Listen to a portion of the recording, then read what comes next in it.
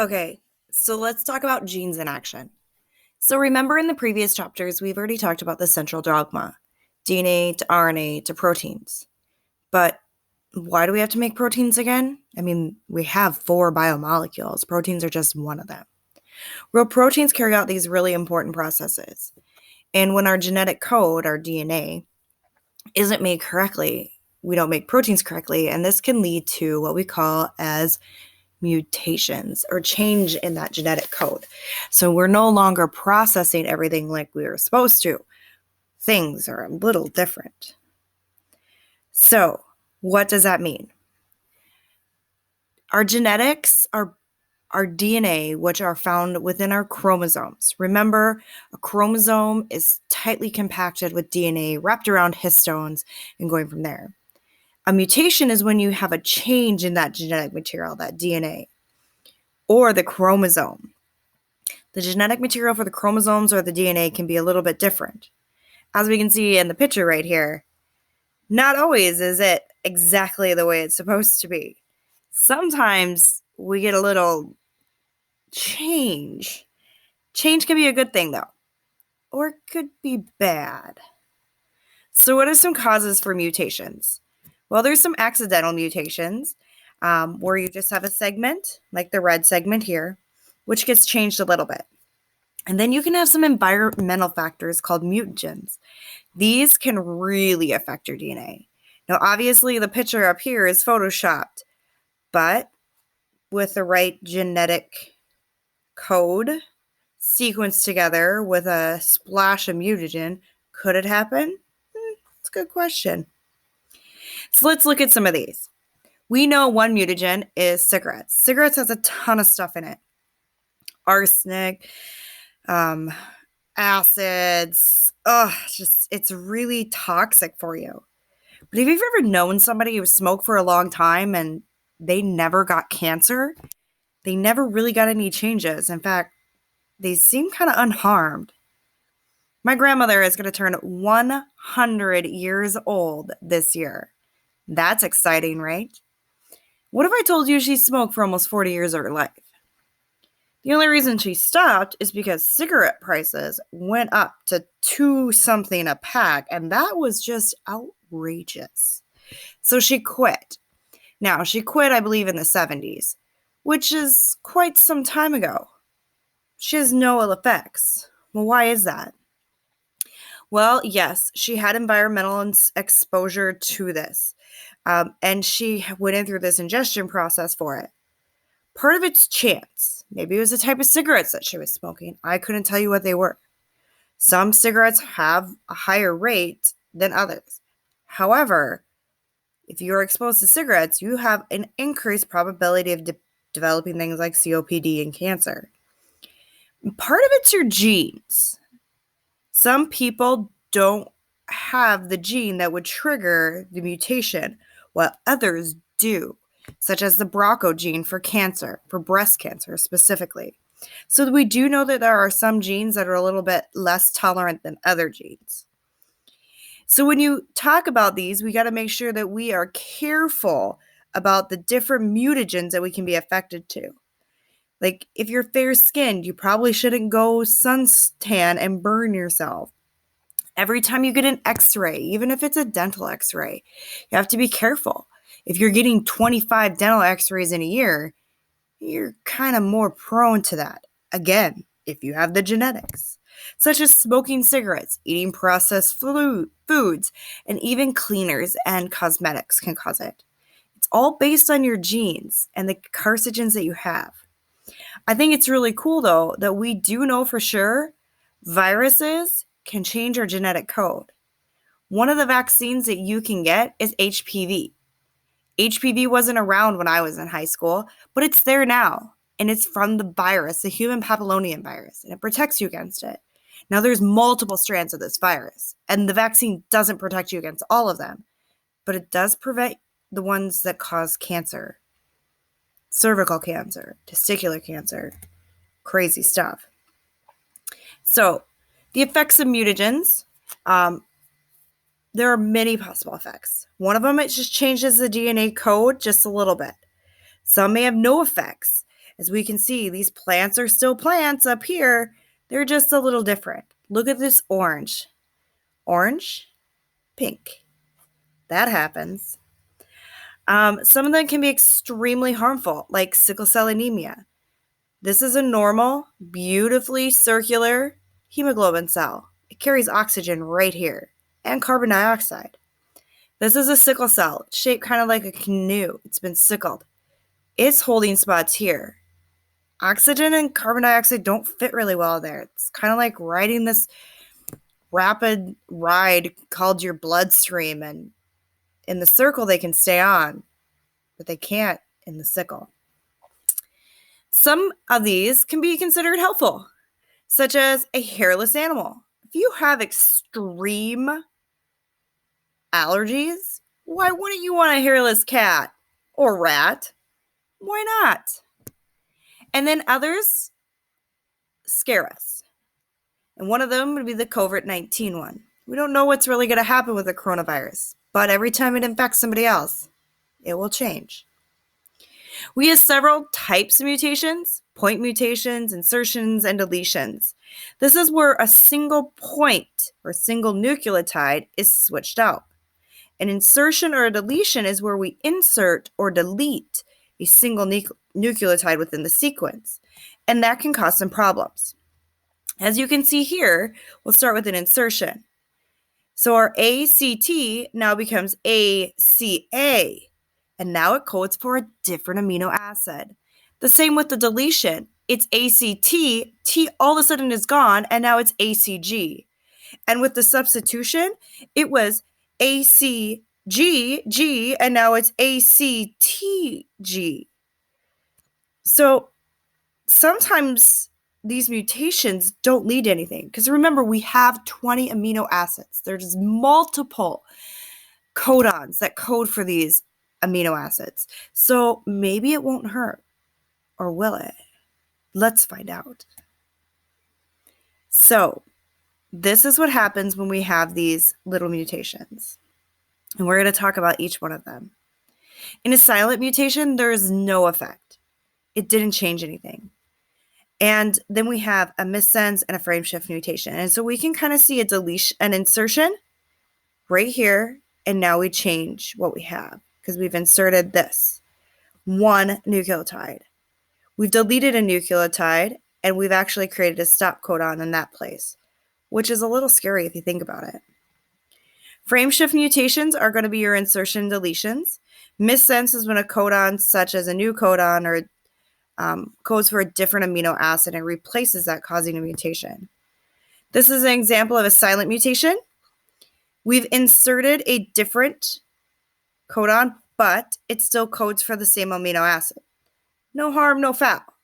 You won't know that this mutation has happened. It will still create the same protein as it was originally designed to create, which means nothing's wrong with you.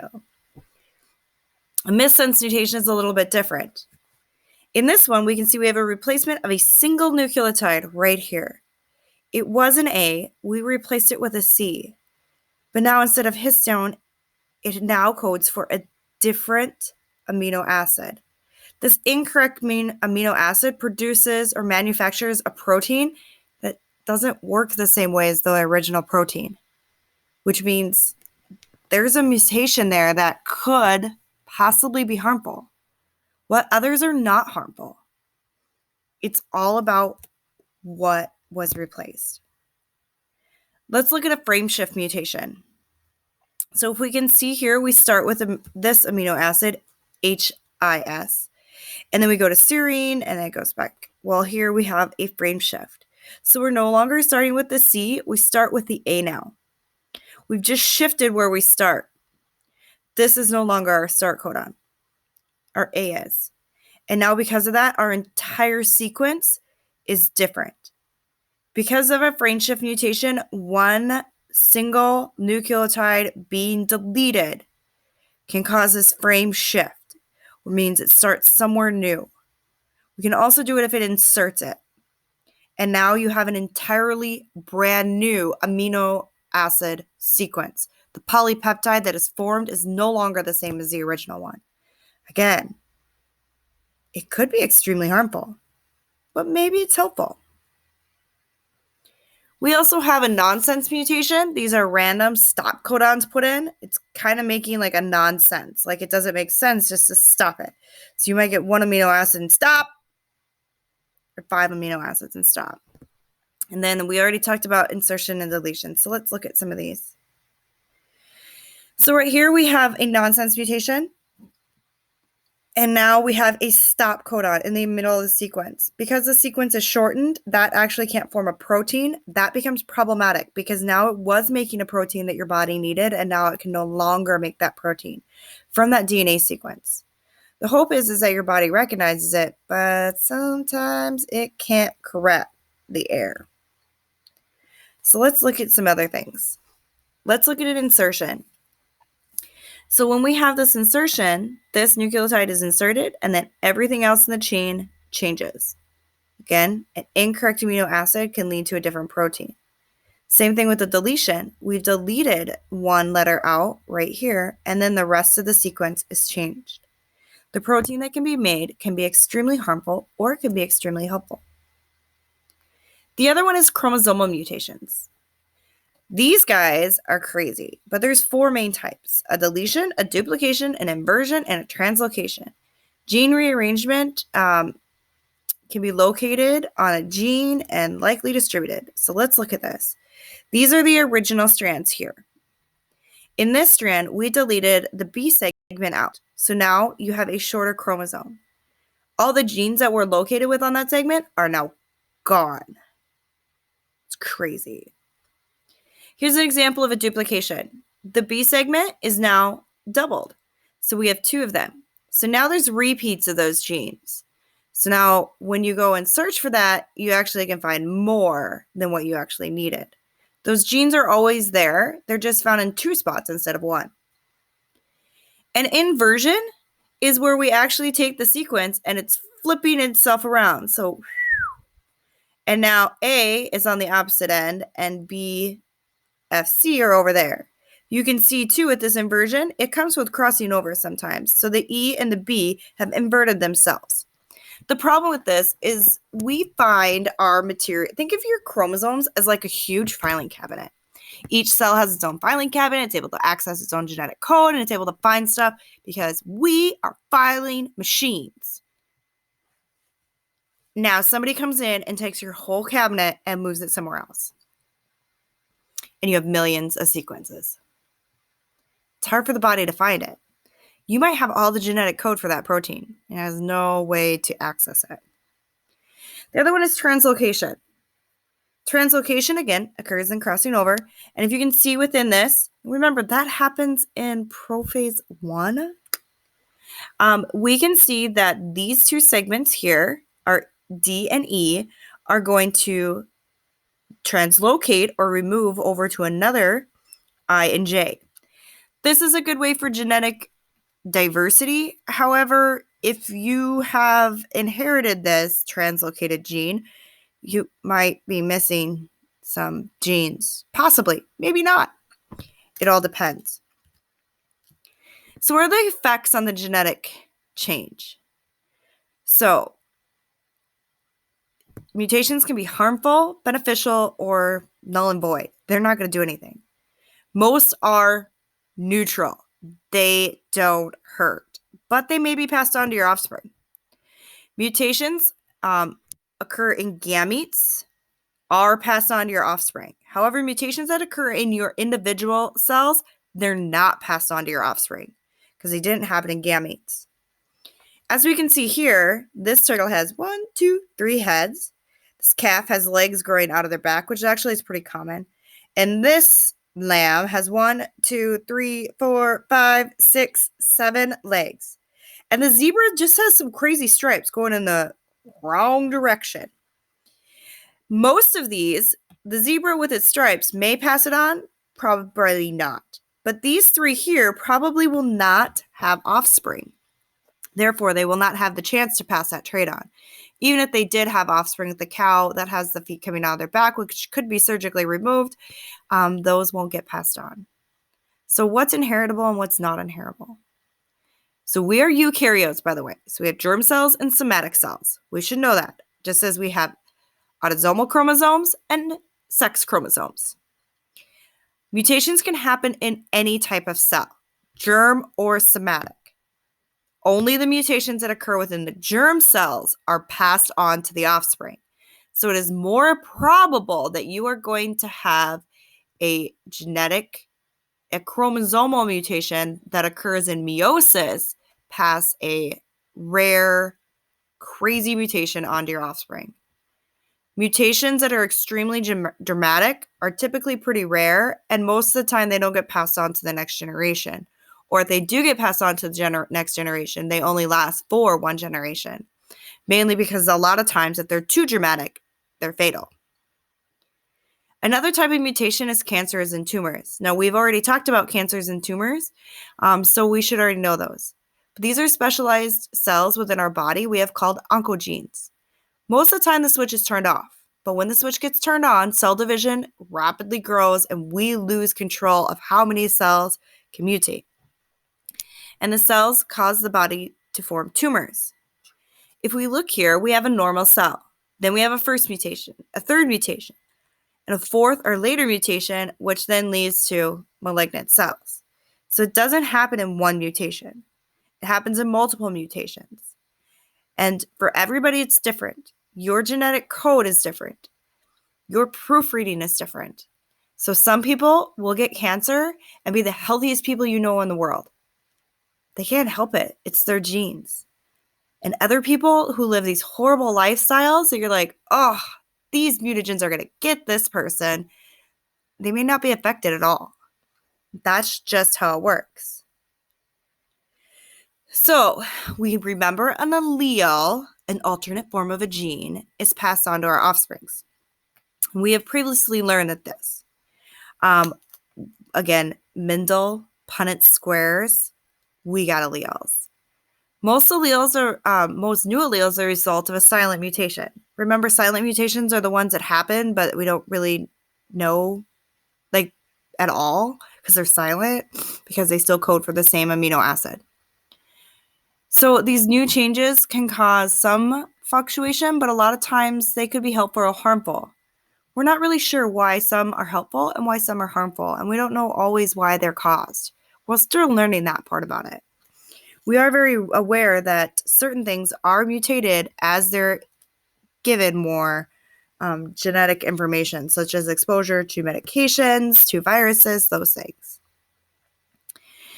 Harmful effects, though, can produce some pretty horrible genetic disorders. Now, you guys have already done genetic disorders, but I'm going to hit a highlight reel. These are the ones that are the most common, and now they're passed on.